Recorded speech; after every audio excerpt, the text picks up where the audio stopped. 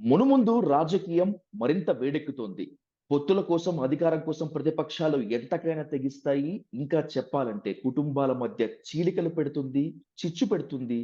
ఏ అధికారమే పరమావధిగా దేనికోసమైనా సరే పార్టీలు దూసుకు వెళ్లే దుస్థితికి వచ్చిందని చెప్పి గర్జించారు ఏపీ సీఎం జగన్మోహన్ రెడ్డి గారు. ఈ పొజిషన్‌లో జగన్మోహన్ రెడ్డి గారి వ్యూహం ఏంటి? ప్రతిపక్షాలు నిజంగా ఆ స్థాయికి వచ్చాయా అనేటువంటి దానిపై డీటెయిల్‌గా చర్చిద్దాం. AP press academy chairperson, senior editor Kommineni Srinivas గారితో ఇప్పుడు క్రాస్ ఫైర్ విత్ విజయ్ సాధు. సార్ నమస్కారం సార్. నమస్కారం. సార్ చాలా కాలం తరువాత రొటీన్‌కి భిన్నంగా తనదైన శైలిలో గర్జించారు ఏపీ సీఎం జగన్మోహన్ రెడ్డి గారు. అంటే నిన్న మొన్నటి వరకు ఖచ్చితంగా కుటుంబాల మధ్య ఎక్కడో చీలిక వస్తుందనేటువంటి అనుమానం ఉన్నప్పటికీ, ఇది అనుమానం కాదని డైరెక్ట్‌గా కుండబద్దలు కొట్టేశారు జగన్మోహన్ రెడ్డి గారు. ఏంటి సార్ ప్రతిపక్షాలు ఇప్పుడు కుటుంబాల మధ్య కూడా చేరిపోయి, అధికారం కోసం ఆ స్థాయికి వెళ్తున్నటువంటి జగన్మోహన్ రెడ్డి గారి స్పీచ్‌ని ఏ విధంగా చూడాలి సార్? అంటే ఆయన గర్జించారన్నది నేను అంగీకరించను. ఆయన సూచనాప్రాయంగా మాత్రమే ఆ విషయాన్ని వెల్లడించారు.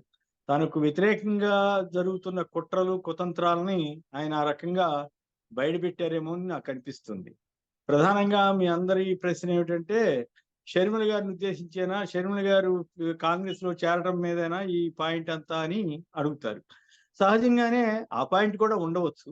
కానీ అనేక రాజకీయ పరిణామాలు, అనేక రకాలుగా జగన్ గారికి వ్యతిరేకంగా సాగుతున్న కుట్రలనండి, ప్రయత్నాలనండి, ఇవన్నీ చూసిన తర్వాత ఆయన సహజంగానే ఈ రకంగా స్పందిస్తారు. దా ఆయన మీద దాడి చేస్తుంటే ఎదురు దాడి చేయకుండా ఎట్లా ఉంటారు? ఈజ్ బట్ న్యాచురల్ కదా! సో, అందువల్ల దీంట్లో పెద్ద వింత ఉందని నేను అనుకోను. ఇక షర్మిల గారు కాంగ్రెస్‌లో చేరవచ్చా? చేరకూడదా? అన్నదే ప్రశ్న. చేరవచ్చా? చేరకూడదా? అంటే అది వారిష్టం. వారికి ఆ స్వేచ్ఛ ఉంటుంది. ఇది ప్రజాస్వామ్యంలో ఎవరు ఎటైనా వెళ్ళవచ్చు. దీంట్లో అన్నా చెల్లెళ్ళని, అన్నాదమ్ములని, ఎందుకంటే గతంలో చూస్తే నిజంగానే బంధుత్వాలు ఇవన్నీ కూడా రాజకీయాలకు అతీతంగా ఉంటాయని ఉంటాయి.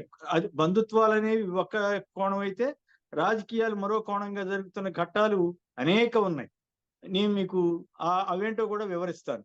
అయితే మీన్‌వైల్ ఇక్కడ షర్మిల గారు ఇప్పుడే తాడేపల్లి ఇంటికి వెళ్లి సీఎం గారిని కలిసి ఆహ్వాన పత్రిక కూడా అందించారు. అది వ్యక్తిగతం. అది అంతవరకు రాజకీయాలతో సంబంధం లేదు. ఆ కుటుంబ పరంగా వెళ్లారు, ఆహ్వానించారు. ఆ తర్వాత వారి దోవన వారు వెళ్ళిపోయారు. రేపు ఢిల్లీ వెళ్లి కాంగ్రెస్‌లో చేరతారు అని. అయితే కాంగ్రెస్‌లో చేరడం కరెక్టా? కాదా? అంటే మాబోటి వాళ్ళమైతే చేరకుండా ఉంటే బెటర్ గదా! బాగుండేది గదా! అనిపిస్తుంది. ఎందుకు? తెలంగాణలో ఆమె వైఫల్యం చెందారు. ఆమె ఇక్కడ జగన్ గారి విషయంలో క్లారిటీ ఉంది.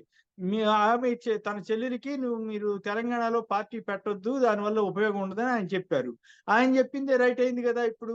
ఆమె హడావుడి చేశారు, పాదయాత్ర చేశారు, రకరకాల పాలేరులో పోటీ చేస్తన్నారు. వీటిలో ఏ ఒక్కటి చేయలేకపోయారు. కాంగ్రెస్‌లో విలీనం అంటేనే రేవంత్ రెడ్డి గారు వాళ్ళంతా అడ్డం పడ్డారు.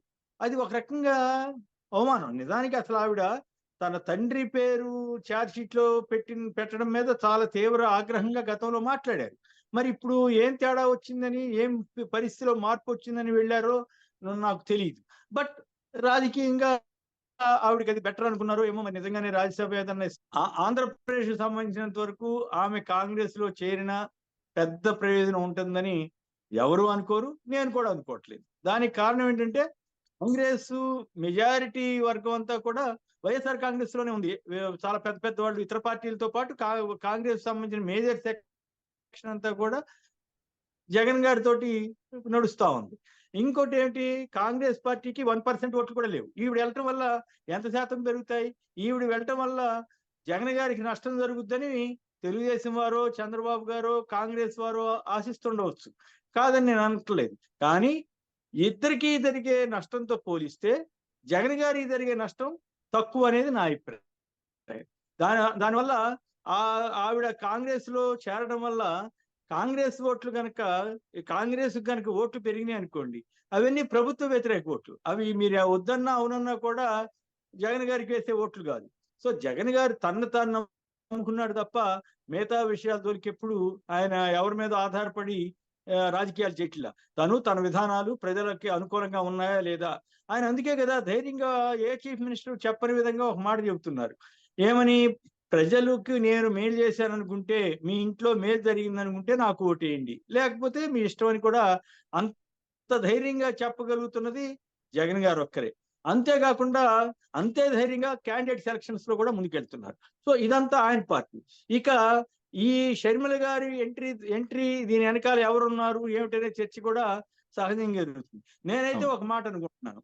ఆమె బహుశా తెలుగుదేశంకి ఏజెంట్ గా పనిచేసే ఒక ఆంధ్రజ్యోతి మీడియా అనండి, లేకపోతే తెలుగు మీడియా అంటారు కదా, ఆ అధిపతి రాధాకృష్ణ లాంటి వాళ్ళు, ఆయన ఒక్కడే కాకపోవచ్చు, మరికొందరు ఈ వెనక ఉండి ఈ కథ నడిపిస్తున్నారేమో నాకు అనిపిస్తోంది. ఆయన అనిల్ గారు ఉన్నారు కదా, శర్మ అవును గారి సార్. భర్త, వారు ఈ ఈ కథ ఈ ఈ కథనంలో ఈ మొత్తం డ్రామాలో వారిదో కీలక పాత్ర. ఆయన బహుశా మన రాధాకృష్ణ లాంటి వారి ట్రాప్ లో పడి ఉండొచ్చు. సో ఈ మొత్తం గనక మనం పరిశీలిస్తే కాంగ్రెస్ పార్టీ తెలుగుదేశం కలిసి గతంలో జగన్ గారికి వ్యతిరేకంగా కేసులు పెట్టి ఎలా ఇబ్బంది పెట్టారో, ఇప్పుడు కూడా అదే రీతిలో కాంగ్రెస్ తెలుగుదేశం కలిసి ఈ ఈ వ్యవహారం నడుపుతున్నాయేమో. ఈ వ్యవహారంలో మరి షర్మిల గారు అమాయకంగా అందులో దిగారేమో అని నాకు అనిపిస్తుంది. నిజంగా ఆమెకి రాజ్యసభ ఇస్తే సంతోషం, మనకేం అభ్యంతరం లేదు. రాజ్యసభ ఇస్తారా, లేకపోతే ఏఐసిసి జనరల్ సెక్రటరీ ఇచ్చి ముందు మీ పెర్ఫార్మెన్స్ చూపించండి, అక్కడ మీ జనంలో ఆదరణ చూపించండి, జగన్ గారిని ఓడించిన తర్వాత అప్పుడు మాట్లాడదాం అని అంటారా? ఇవన్నీ చాలా జరగవచ్చు. బట్ ఒకటి ఓవరాల్ గా చూసినప్పుడు తెలుగుదేశం కాంగ్రెస్ కలిసే Congress face of the situation, TDP ఏమో కాంగ్రెస్ వెనకాల నుండి ఈ డ్రామా నడుపుతుందేమో నాకు అనిపిస్తా ఉంది. సో మొన్న ఎందుకంటే బెంగళూరులో మనం చూసాం, డికే శివకుమార్ గారి తోటి చంద్రబాబు నాయుడు గారు వ్యక్తిగతంగా కొంతసేపు రహస్య మంతనాలు జరపడం. సో అది కూడా కీలకమైన పరిణామమే. అప్పుడు కూడా షర్మిల గారి ఇష్యూ వచ్చి ఉండొచ్చు అనేది కొందరు అభిప్రాయం. So sir. తొందరగా చేర్చుకుంటున్నారా లేదా, ఇట్లాంటివి పాయింట్స్ కూడా ఉండొచ్చు. సో ఈ పరిణామాలన్నీ కూడా ఎట్లా నిజంగా జనాన్ని ఏ రకంగా ఆకర్షించగలుగుతారు, కాంగ్రెస్ ని ఏ రకంగా పెంచగలుగుతారు, తద్వారా జగన్ గారికి అంటే వైఎస్ఆర్ కాంగ్రెస్ కి ఏ మేరకు నష్టం చేయగలుగుతారు, లేదు మాబోటి వాళ్ళ అంచనా ఏంటంటే గతంలో అనేక సందర్భాల్లో ఇలా సొంత పార్టీలు పెట్టినప్పుడు దానివల్ల వారు ఆశించిన వాటికంటే భిన్నంగా కొందరు నష్టపోయిన సందర్భాలు ఉన్నాయి. ఉదాహరణకి ప్రజారాజ్యం అప్పుడు చూసాం, ఓట్ల చీలిక వల్ల చివరికి కొద్దిగా కాంగ్రెస్ కి మరి కాస్త ఎక్కువగా టీడీపీకి నష్టం జరిగింది. లక్ష్మీపార్వతి గారు పార్టీ పెట్టినప్పుడు కాంగ్రెస్ కి ఎక్కువ నష్టం జరిగింది. ఎందుకని? కాంగ్రెస్ వ్యతిరేక ఓటు, అలాగే చంద్రబాబు గారిని వ్యతిరేకించే ఓట్లలో ఆపోజిట్ ఓటు కేవలం కాంగ్రెస్ పార్టీ ఉంటే వాళ్ళకే వేసి ఉండేవాళ్ళు. కానీ వాళ్ళల్లో కొంతమంది కాంగ్రెస్ అంటే కూడా గిట్టకపోవచ్చు, వాళ్ళందరూ లక్ష్మీపార్వతి గారి పార్టీని ఎంపీ చేసుకున్నారు. సో దానివల్ల ఏమైంది? ప్రభుత్వ వ్యతిరేక ఓటు చీరి చంద్రబాబు గారికి అప్పుడు ఆ రోజున 1996లో కొద్దిగా అడ్వాంటేజ్ అయింది. సో దానివల్ల 19 సీట్ల వరకు గెలుచుకోగలిగారు. ఈవెన్ దో కాంగ్రెస్ 22 సీట్లు ఎన్నో తెచ్చుకున్నప్పటికి కూడా టీడీపీకి కూడా గణనీయమైనటువంటి స్థానాలు లభించాయి ఆ రోజున. సో అట్లా ఏదైనా జరగవచ్చు. కొంత అసలు నష్టం ఉండదు, లేకపోతే ఆవిడ అభిమానులు కొంతమంది చేరొచ్చు, లేదు కొంతమంది వైఎస్ఆర్ కాంగ్రెస్ లో టికెట్లు రాని వాళ్ళు, ఇప్పుడు ఆర్కే ఆల్రెడీ వెళ్ళాడు కదా, మన అవును సార్. మంగళగిరి శాసనసభ్యుడు, ఆయన ఆల్రెడీ షర్మిల గారితో పాటు రాజకీయంగా పయనిస్తానని చెప్తున్నాడు. అట్లాంటి వాళ్ళ వల్ల కొద్దిగా నష్టం ఉంటే ఉండవచ్చు. కానీ ఆ నష్టాన్ని అధిగమించి కేవలం జగన్ గారి స్కీములు వీటి వల్ల అది అధిగమించి ఆయన ఆ పార్టీకి పెద్ద నష్టం లేకుండా బయటపడొచ్చేమో అనేది ఒక అభిప్రాయం. ఇక కుటుంబాల మధ్య తగాదాలు ఉండవా, కుటుంబాల్లో చిచ్చులు పెట్టేవాళ్ళు ఉండరా అంటే ఎప్పుడు ఉంటానే ఉంటారు. అదే పెద్ద విషయం కాదు. అంతదాకా ఎందుకు? ఎన్టీ రామారావు గారి కుటుంబంలో చిచ్చు పెట్టింది ఎవరు? చంద్రబాబు నాయుడు గారు అవుతారు కదా. ఎన్టీ అవును సార్. రామారావు గారు స్వయంగా కష్టపడి 1994లో పెద్ద వేవ్‌ను సృష్టించుకుంటే, అప్పుడు ఆ రోజు చంద్రబాబును చూసి జనం ఓట్లేయలేదు కదా. ఎన్టీ రామారావు గారిని చూసే ఓట్లేశారు కదా. అంత 216 సీట్లు వచ్చినటువంటి ఎన్టీ రామారావు గారిని ఒక్క దెబ్బకి కోల్దోసి పడేశాడు కదా చంద్రబాబు నాయుడు గారు. చంద్రబాబు నాయుడు గారు ఒకళ్ళేనా? ఆయన ఇంకో అల్లుడు ఈయన చంద్రబాబు నాయుడు గారు స్వయంగా ఎన్టీఆర్ గారికి అల్లుడే కదా. ఆ తర్వాత ఎన్టీ రామారావు గారు చంద్రబాబుని ఏ రకంగా తిట్టింది మనకు తెలుసు కదా, వీడియోలు ఉన్నాయి కదా. ఇంత మోసగారు అని తిట్టాడు కదా. చంద్రబాబు ఒక్కడే కాదు కదా, దగ్గుబాటి వెంకటేశ్వరరావు గారు, అలాగే సొంత కొడుకులు హరికృష్ణ, బాలకృష్ణ, వీళ్ళందరూ కూడా ఎన్టీఆర్ ని ఎన్టీఆర్ కి మరి అంత తీరని ద్రోహం చేశారు కదా, మరి దాన్ని కుటుంబంలో రాజకీయం చేసుకున్నట్ట లేదా? అంటే కుటుంబాన్ని అవసరమైతే సొంత తండ్రిని సొంత మామని కూడా ఆ, వెన్నుపోటానండి, ఎదురుపోటానండి, మొహమాటం లేకుండా తోసి అవతల పారేసి వీళ్ళు సీట్ ఎక్కారు కదా. ఆ తర్వాత రోజుల్లో దగ్గుబాటి వెంకటేశ్వరరావుకి చంద్రబాబు నాయుడు గారికి తగాదా వచ్చింది కదా, వాళ్ళిద్దరూ గొడవ పడ్డారు కదా. దగ్గుబాటి వెంకటేశ్వరరావుని కనీసం చంద్రబాబు గారు తన ఇంట్లోకి కూడా రానివ్వలేదు కదా. ఆ తర్వాత హరికృష్ణ గారు, నేను నన్ను ఇంత మోసం చేస్తావా అని చెప్పి ఆయనకి, హరికృష్ణ గారికి ఏం చేశాడు ఈయన, మంత్రి పదవి ముందు ఇచ్చారు. ఆ తర్వాత అంతలోకి 6 నెలలు అయిపోయేసరికి రిజైన్ చేయాల్సి వచ్చింది ఎమ్మెల్యే కాకపోవడం వల్ల. ఆ తర్వాత ఉప ఎన్నిక జరిగింది. ఉప ఎన్నికలో హరికృష్ణ గారు గెలిచారు. కానీ ఆ తర్వాత 2.5 ఏళ్ళు 3 ఏళ్ళు టైం ఉంటే మంత్రి పదవి ఇవ్వాల. దాంతో ఆయన కోపం వచ్చి అన్నా టీడీపీ అని ఆయన సొంతంగా పార్టీ పెట్టుకున్నాడు కదా. ఆ తర్వాత గవర్నమెంట్, చంద్రబాబు గవర్నమెంట్ పోయిన తర్వాత మళ్ళీ ఏదో రాజీ పడి హరికృష్ణన్ దగ్గరికి తీసుకుని ఏదో ఎంపీ పదవి ఇచ్చారు. మళ్ళీ తర్వాత కూడా వాళ్ళిద్దరి మధ్య పొరపచ్చాలు ఉన్నాయి. మీకు ఇంట్రెస్టింగ్ థింగ్ చెప్తాను, నేను పేరు చెప్పను కానీ ఆ రోజుల్లో హరికృష్ణ గారు ఒక నక్కను పెంచుకునేవారు. ఆ నక్కకి ఒక పేరు పెట్టారు. ఆ పేరు ఎవరిదంటే తన సమీప బంధువులే పెట్టారనేది ఒక టాక్. నాకు ఆ రోజుల్లో ఒక కీలకమైన వ్యక్తి ఆ విషయం చెప్పారు. నేనైతే చూడలేదు కానీ చాలా నక్కను ఎందుకు పెంచుకున్నారంటే అదేదో శకునానికి సంబంధించిన ఇష్యూ అట.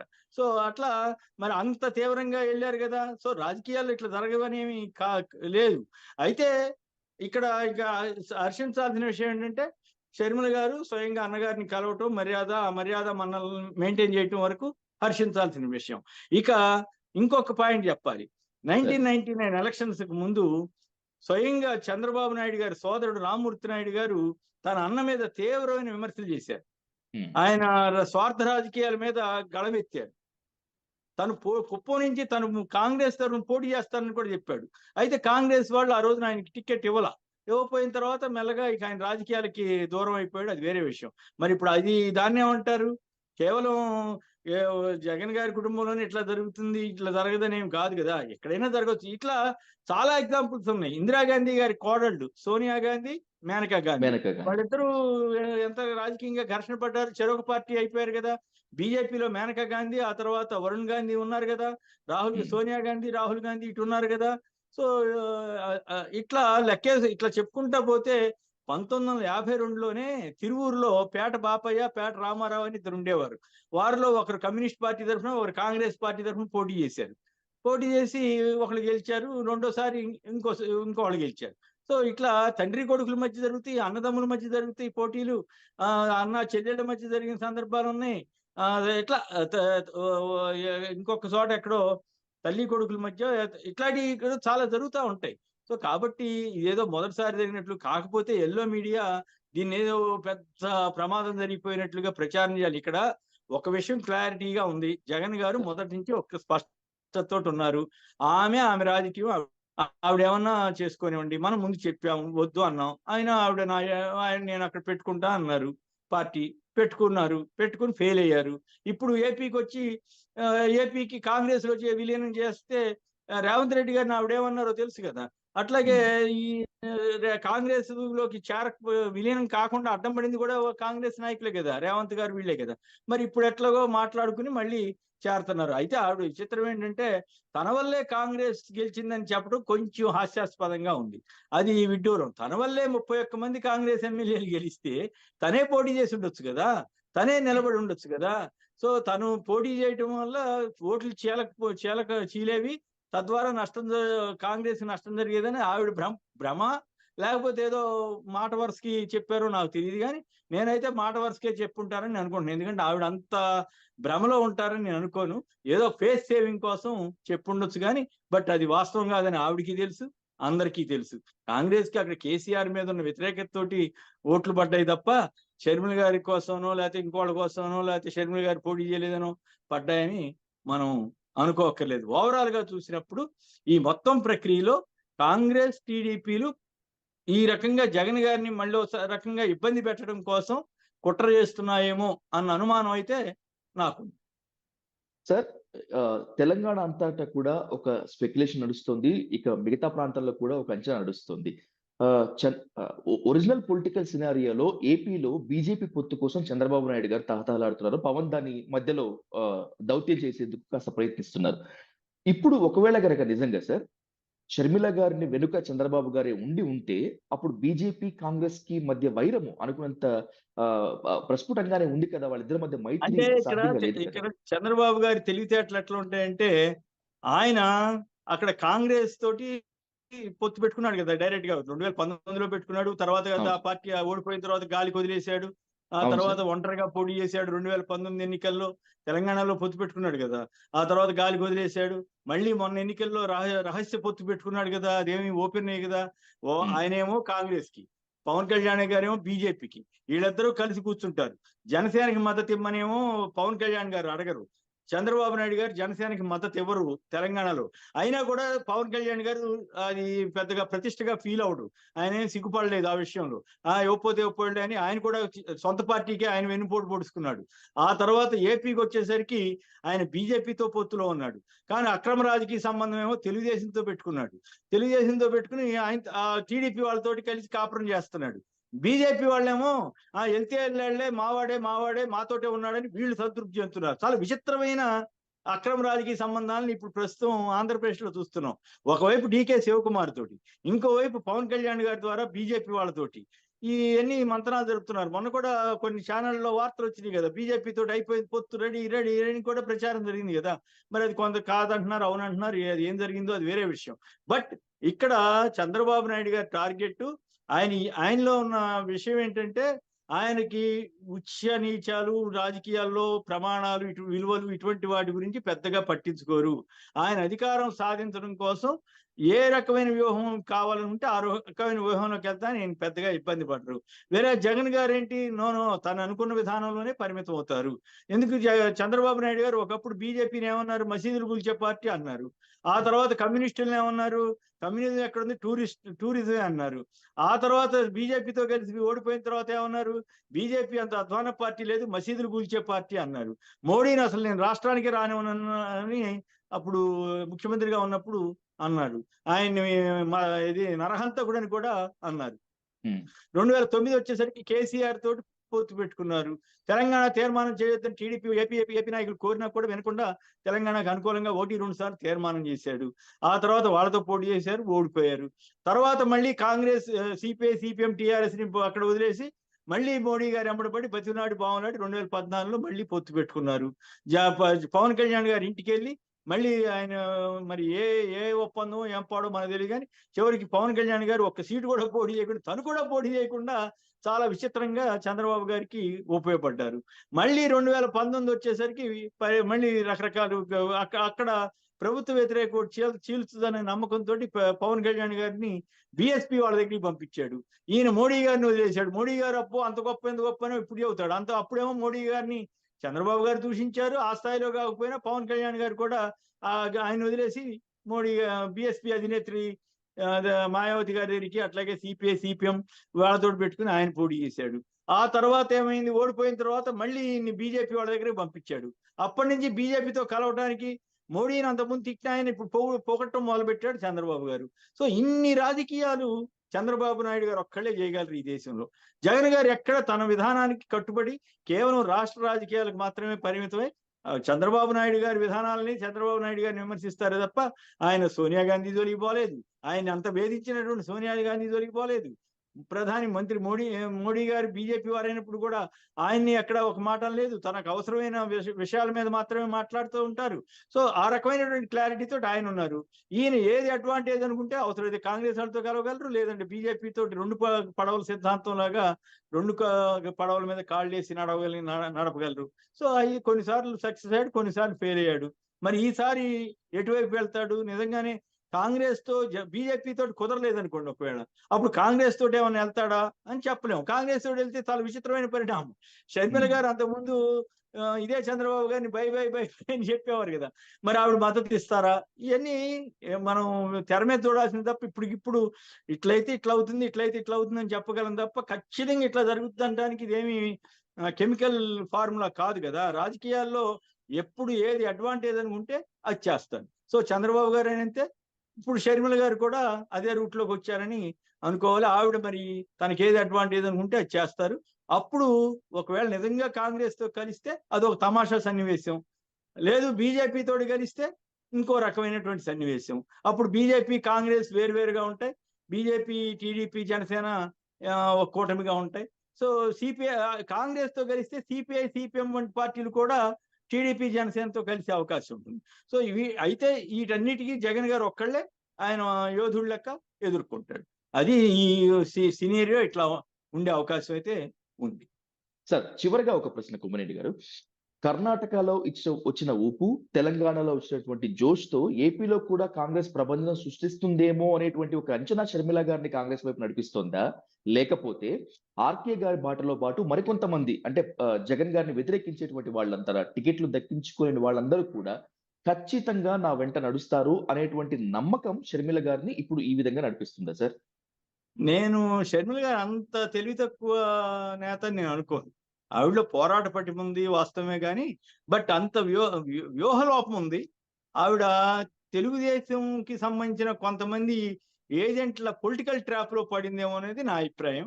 2 ఎందుకంటే ఇప్పుడు ఒక రకమైన ట్రాన్స్‌లోకెళ్లారనుకోండి మనుషులు. ఎవరు ఎదుటి వాళ్ళు సలహా ఇచ్చినా కూడా వద్దమ్మా మంచిది కాదు ఇదని చెప్పినా కూడా వినే పరిస్థితి ఉండదు. అసలు ఆ సలహాలు నచ్చవు. స్వయంగా అనుభవం అయితే తప్ప ఇప్పుడు జగన్ గారు చెప్పాడు. ఎప్పుడు 2 ఏళ్ల క్రితమే. అమ్మ వెళ్ళొద్దు. తెలంగాణ రాజకీయం అనవసరం మనకొద్దు అని చెప్పారు. విన్నారా? వినలేదు. కానీ ఆయన చెప్పిందే రైట్ అయింది కదా! ఆవిడ ఫెయిల్ అయిందా? సక్సెస్ అయిందా? ఇప్పుడు మళ్ళీ హ్మ్. కాంగ్రెస్‌ని పోని ఆవిడ కాంగ్రెస్ వాళ్ళు ఇప్పుడు చివరికి ఇందాక ఎక్కడో చింతామోహన్ గారు చెప్తుంటే విన్నా. ఆవిడ 6 నెలలుగా అడుగుతోందని అన్నారు. ఎంత పరువు తక్కువ. ఈవిడేమనుకుంటాంది? నా బలాన్ని చూసి కాంగ్రెస్ వాళ్ళు ఆహ్వానించారని ఆవిడ అంటా ఉంది. చింతామోహన్ ఇతర కాంగ్రెస్ నాయకులు ఏమంటున్నారు? ఆవిడ 6 నెలలుగా అడుగుతా ఉంది. సరేలే కాని అని మా వాళ్ళు ఒప్పుకున్నారు అన్నట్టుగా ఆవిడ యొక్క స్థాయిని తగ్గించే ప్రయత్నం వాళ్ళు చేస్తున్నారు. ఇవన్నీ రాజకీయాల్లో కామన్. వీటన్నిటికి మించి తన తండ్రికి అంత ఘోరంగా చార్జ్ షీట్‌లో పెట్టారు అని తనే తిట్టినటువంటి పార్టీలోకి ఇప్పుడు ఏం పరిస్థితి మారిందని వెళ్తున్నారన్న దానికి ఆవిడే సమాధానం చెప్పాలి. సో, అట్లా వెళ్ళటం కరెక్ట్ కాదనేది నా బోటి వాళ్ళ అభిప్రాయం. I may be right, I may be wrong. But she is entitled to have her own opinion. దాంట్లో మనమేమి అభ్యంతరం పెట్టక్కర్లా. కానీ అది కరెక్టా కాదా అన్నది మనం విశ్లేషించుకుంటాం తప్ప నువ్వు అట్టెందుకెళ్ళావు, మీరు అట్టెందుకెళ్లారని మనం ఎవరం అడగడానికి ఆవిడిష్టం. నష్టమైనా, కష్టమైనా ఆవిడే పడుతుంది. సో, అన్నకు వ్యతిరేకంగా ప్రచారం చేస్తదా, చేయదా అంటే చేస్తే చేయొచ్చు కూడా. ఒకసారి రాజకీయంగా తేడా వచ్చిన తర్వాత ఆవిడ దారి ఆవిడ చూసుకుంటే కనుక నిజంగానే కాంగ్రెస్‌లో ఏపీ ఇష్యూస్‌కి గనక వస్తే గతంలో ఆవిడే చెప్పింది. నేను వెళ్ళను. అన్నతోటి నాకు ఎలాంటి తగాదా లేదు. ఏపీ రాజకీయాలతో నాకు సంబంధం లేదు. నేను తెలంగాణలోనే పుట్టాను, పెరిగాను. ఇక్కడే పెళ్లి చేసుకున్నాను ఆవిడే చెప్పారు. సో, అందరు రాజకీయ నాయకుల మళ్ళేనే ఆవిడ కూడా మాట తప్పితే మనం ఏం చేయలేం. మాట తప్పుతారా లేదా అన్నది ఇప్పటికైతే కొంతవరకు మాట తప్పినట్టు. కాంగ్రెస్‌ని ఇదివరకి హ్మ్. అంతగా తీవ్రంగా ఘాటుగా మాట్లాడి ఇప్పుడు ఆ కాంగ్రెస్ తోటి కలవటం అంతవరకు మాట తప్పినట్లు. అక్కడ కాంగ్రెస్‌లో చేరిన తర్వాత ఏపీకి వస్తే ఇంకా మరికొంత మాట తప్పినట్లు. తాను అన్నకి వ్యతిరేకంగా మాట్లాడితే ఇంకెక్కువ మాట తప్పినట్లు. సో, ఇదంతా ఎట్లా జరుగుద్దా లేదా అంటే ఇవేమీ జరగలేదనుకోండి. ఆవిడ కేవలం ఏఐసీసీ జనరల్ సెక్రటరీగా అక్కడ ఉండి ఢిల్లీ వరకే పరిమితమైతే ఆక్షేపణేం లేదు. ఆవిడ ఇష్టం తప్పేం గాదు. ఆవిడ అంతవరకు నిలబడితే. కానీ కాంగ్రెస్ వాళ్ళు అంత తెలివి తక్కువోళ్ళా? ఏదో రకంగా వాళ్ళ ఇంట్రెస్ట్ ఏమిటి? చంద్రబాబు గెలిస్తే వాళ్ళకి ఉపయోగం అని ఉన్నారు కాంగ్రెస్ వాళ్ళు. జగన్ అన్న ఆయన ఉంటే కాంగ్రెస్ పెరగదు అనేటువంటిది వాళ్ళ భావన. సో, జగన్‌ని దెబ్బతీస్తే మనకేమన్నా మళ్ళీ ఏమన్నా కాస్త పుంజుకుంటామేమో అని ఆశ ఆళ్ళది. ఎందుకంటే రాష్ట్ర విభజన నేపథ్యంలో కాంగ్రెస్‌ని పూర్తిగా తొక్కేసారు జనం. అసహించుకునే పరిస్థితి జనంలో ఉంది. సో, దాని నుంచి మళ్ళీ కోలుకోవటానికి రకరకాల ఎత్తుగడలు వేస్తున్నారు. రాహుల్ గాంధీ, ప్రియాంక వీళ్ళంతా వస్తారంట. మళ్ళీ ప్రత్యేక హోదా అంటారు, ఇంకేదో అంటారు. రకరకాల వాళ్ళ ఎత్తుగడలు వాళ్ళు వేస్తుంటారు.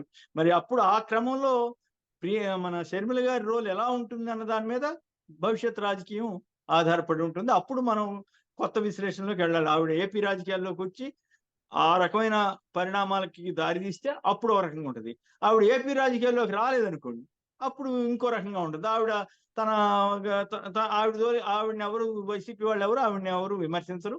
ఆవిడ రాజకీయం ఆవిడ చేసుకుంటుంది. కానీ ఇప్పుడు వరకు ఉన్న సూచన ప్రకారం అయితే ఏపీ రాజకీయాల్లోకొచ్చే అవకాశం ఉంది. అందుకనే ఏపీ కాంగ్రెస్ రాజకీయాలు కేంద్ర మాజీ మంత్రి చింతామోహన్ లాంటి వాళ్ళు పైకి షర్మిలను ఆహ్వానిస్తూనే లోపల అవమానకరంగా ఆవిడ పట్ల మాట్లాడుతున్నారు. ఆవిడ ఇవన్నీ చూసుకోవాలి అంతే. సార్, ప్రత్యామ్నాయంగా నిలుస్తానని చెప్పినటువంటి షర్మిల గారు తెలంగాణ నుంచి ఏపీకి వలస వెళుతున్నారు. అయితే ఇక్కడ ఫెయిల్ అయ్యారా? సక్సెస్ అయ్యారా? అనేటువంటిది ఓటర్లే నిర్ణయిస్తారు. ఏపీలో ఏ స్థాయిలో ప్రత్యామ్నాయంగా గెలుస్తారో, ప్రభావం చూపుతారనేటువంటిది మీ స్థాయిలో విశ్లేషించినందుకు, అయితే రాబోయేటువంటి రాజకీయాల్లో ఖచ్చితంగా డిసైడ్ చేసేది ఓటర్లే కాబట్టి let's wait for the battle sir.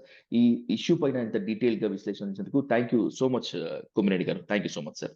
Thank you.